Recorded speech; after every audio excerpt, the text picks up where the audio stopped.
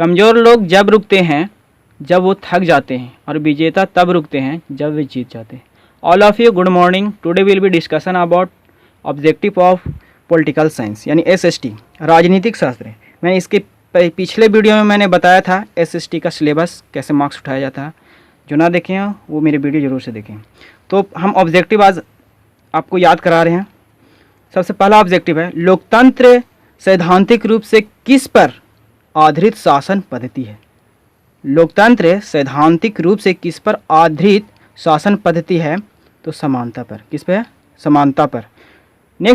Next है, रंगभेद की नीति के विरुद्ध किसने आवाज़ उठाई थी? रंगभेद की नीति के विरुद्ध किसने आवाज़ उठाई थी? तो मार्टिन लूथर किंग। ये रंगभेद यानी काला गोरे व्यक्ति पर इन्होंने आवाज़ उठाया था जब इनके बीच विभेद हो रहा था। कौन मुस्लिम लड़की ने हनुमान चालीसा को उर्दू में लिपिबद्ध किया? सही सुना, कि कौन मुस्लिम लड़की ने हनुमान चालीसा जो है उसको उर्दू में लिपिबद्ध किया था? तो नाजनीन, जो वाराणसी की रहने वाली लड़की थी। चौथा क्वेश्चन है जो ऑब्जेक्टिव है, लोकतंत्र में किसकी स्थिति बनी रहती है? हाँ, ये आया हुआ पूछा हुआ क्वेश्चन है। लोकतंत्र में किसकी स्थिति बनी रहती है? तो द्वंद्ववाद की। किसकी? द्वंद्ववाद की। ठीक है। पांचवा क्वेश्चन है, किस देश को सामाजिक विभेद के कारण विखंडन का सामना करना पड़ा? कौन ऐसा देश है जिसको सामाजिक विभेद के कारण विखंडन का उसको सामना करना पड़ा? तो बेल्जियम वैसा मात्र देश है जो विखंडित हुआ। श्रीलंका में किसकी समस्या अभी हाल ही तक बनी हुई थी? हाँ, छठा क्वेश्चन है जो ऑब्जेक्टिव, श्रीलंका में किसकी समस्या अभी हाल तक बनी हुई थी? तो तमिलों की। किसने फूट डालो और शासन करो की नीति अपनाई थी? ये बहुत ही VVI क्वेश्चन है। ठीक है। किसने फूट डालो और शासन करो की नीति अपनाई थी? तो ब्रिटिश शासकों ने। कौन? ब्रिटिश शासक जो अंग्रेज थे। NCERT का क्वेश्चन है ये। आठवां, भारत में औरतों के लिए आरक्षण की किसमें व्यवस्था है? ठीक है। भारत में औरत के आरक्षण के किसमें व्यवस्था है?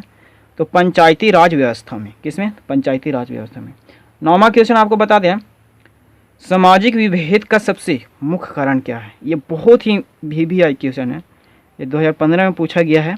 ठीक है। सामाजिक विभेद का सबसे मुख्य कारण क्या है? तो जन्म के ही कारण, जिस समाज में जिस वर्ग में जन्म लेते हैं उससे ही विभेद हो जाता है। तो सामाजिक विभेद का सबसे मुख्य कारण कौन है? जन्म। दूसरा पार्ट है दोस्तों। पहला पार्ट का ऑब्जेक्टिव जो VVI था वो मैंने सोल्व करा दिया, और दूसरा पार्ट का जो राजनीतिक शास्त्र का VV है, ठीक है, वो हम सोल्व करा रहे हैं। दूसरा पार्ट का जो राजनीतिक का पार्ट का नाम है, तो बता दें आप लोग को, दूसरा पार्ट का नाम है जातीय, लैंगिक एवं सांप्रदायिकता विभेद को लोकतांत्रिक राजनीतिक पर प्रभाव। ये आपका दूसरा चैप्टर का नाम है। नाम मैंने यहाँ नहीं लिखा है, लेकिन अब स्टार्ट करते हैं पहला ऑब्जेक्टिव से। भारत में कितनी जाति है? भारत में कितनी जाति है? तो जाति की संख्या 4 है। भारत में 4 जाति के बीच, 4 तो जाति है, उपजाति के बीच कितनी संख्या है? यानी 4 जो जाति है, 4 जाति में भी उपजाति होता है, आप लोगों को पता है। उसकी संख्या कितनी है भारत में? तो आपको बता दें कि आपकी संख्या 3000 है उपजाति। ठीक है। फिर कह रहा तीसरा जो बहुत ही इंपॉर्टेंट है, कह रहा किसने कहा था एक आदमी अपना सब कुछ छोड़ सकता है, परंतु वह जाति व्यवस्था में अपनी विश्वास को तिलांजलि नहीं दे सकता है, यानी उसको छोड़ नहीं सकता है। वो किसने कहा था? जगजीवन राम। किसने कहा था? एक आदमी अपना सब कुछ छोड़ सकता है परंतु जाति व्यवस्था में अपनी विश्वास को तिलांजलि नहीं दे सकता है। ये कहा था जगजीवन राम। नेक्स्ट क्वेश्चन है चौथा, किसने कहा था कि नारियों की स्थिति में सुधार लाना, सामाजिक कल्याण की बात सोचना उसी प्रकार है जैसे एक पंख से उड़ान भरना। जैसे एक पंख से उड़ान भरना। इसका मैंने आंसर नहीं लिखा है, लेकिन मैं बता दूं कि ये कहा था आपको स्वामी विवेकानंद। कौन कहा था? स्वामी विवेकानंद। लिख देते हैं। ठीक है, स्वामी विवेकानंद। ठीक है, स्वामी विवेकानंद कहा था। कह रहा पांचवा क्वेश्चन है, कब ब्रिटेन में सार्वजनिक वयस्क मताधिकार को मान्यता मिली? कब मिली ब्रिटेन में? तो 1928 ईस्वी में मिली थी। स्विट्जरलैंड में महिलाओं को मताधिकार कब प्राप्त हुआ था? स्विट्जरलैंड में महिलाओं को मताधिकार कब प्राप्त हुआ था? तो 1971 ईस्वी में प्राप्त हुआ था। वर्तमान में लड़का और लड़की का विवाह, ये बहुत ही इंपॉर्टेंट क्वेश्चन है दोस्त। वर्तमान में लड़का और लड़की का विवाह का उम्र कितना है? तो लड़का का उम्र है 21 वर्ष और लड़की का होना चाहिए 18 वर्ष, तभी हो सकता है शादी, वरना पहले नहीं, जेल चलना पड़ेगा। करा इला भट्टा के अध्यक्षता में राष्ट्रीय आयोजन का गठन कब हुआ था? आयोजन का गठन कब हुआ था? तो 1987 ईस्वी में। 9 क्वेश्चन, ग्रामीण महिलाओं और शिशु विकास योजना कब शुरू हुआ था? ग्रामीण महिला और शिशु विकास योजना कब शुरू हुआ था? तो 1982 ईस्वी में। राष्ट्रीय महिला आयोजन अधिनियम कब बना? तो 1990 ईस्वी में। राष्ट्रीय महिला उत्थान, देखो आयोजन नहीं, उत्थान नीति की घोषणा कब हुई थी? तो 1975 ईस्वी में। ये काफ़ी आपकी VVI बहुत इंपॉर्टेंट क्वेश्चन है, इसको याद कर लीजिएगा, ऑडियो वीडियो बना के किसी भी तरीके से सुनते सुनते याद कर लीजिएगा। चलिए अगला क्वेश्चन है दूसरे ही पार्ट का भाई। कह रहा है कि 12वां क्वेश्चन है, भारत की पहली महिला राष्ट्रपति कौन बनी? भारत की पहली महिला राष्ट्रपति कौन बनी थी? श्रीमती प्रतिभा देवी सिंह पाटिल। अभी तक कोई महिला अभी तक नहीं बनी है इसके सिवा। कह रहा है कि 13 मुस्लिम लीग की स्थापना कब हुई थी? हाँ दोस्तों, ये पूछा जाता है बहुत सारे कंपटीशन क्वेश्चन में भी। कह रहा मुस्लिम लीग की स्थापना कब हुई थी? 1906 ईस्वी में। बंगाल देश का उदय, बंगाल देश का कब उदय हुआ था? तो 1971 ईस्वी में हुआ था बंगाल देश का उदय।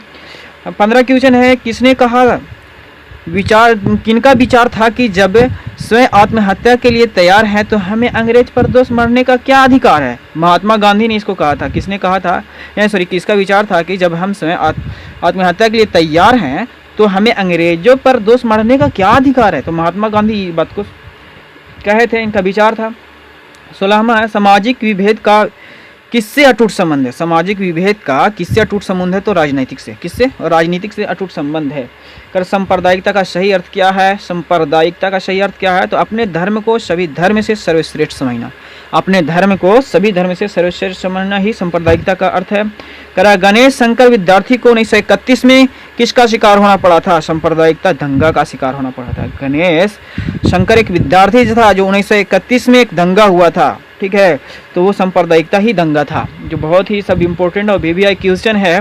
तो हम कहें कि मेरी वीडियो अगर पूरा आप लोग देख लिए हैं तो इसको सब्सक्राइब करना और शेयर भी करना ज़्यादा से ज़्यादा, ताकि मेरे जितने भी स्टूडेंट हैं उनके तक पहुंच सके, मेरे जूनियर स्टूडेंट हैं उन तक पहुंच सके। और मैं एक बात और बता दें कि आपको हमारे पास पैकेज भी अवेलेबल हो चुका है, बस थोड़ा सा और बाकी है। हम आपको वो पैकेज दिखाना चाहते हैं, थोड़ा सा दिखाते हैं सिंपल में। जी हाँ, ये मेरा ये पैकेज है पर्सनल, जो अपने मेहनत से 2 से 3 महीना 4 महीना भी लग रहे हैं और इसको बनाने में। और आप लोग जिनको भी हार्ड कॉपी की ज़रूरत है तो वो मेरा पैकेज ले सकते हैं, पढ़ सकते हैं, याद कर सकते हैं। बहुत स्टूडेंट ने पहले लिया था। जिनको ज़रूरत है मेरे इस व्हाट्सअप नंबर पे, फेसबुक पे, सभी पर कांटेक्ट कर सकते हैं। आपको सब चीज़ का NCERT और भारतीय भवन सब चीज़ का हमारे पास हैगा मिलाया हुआ क्वेश्चन, जो बहुत ही इंपॉर्टेंट और हेल्पफुल साबित होता है। हर कंपटीशन एग्ज़ाम में भी साबित हुआ है, NTPC, DRDO, रेलवे, ये सब में। तो आप कांटेक्ट करें। Thank you for watching my video.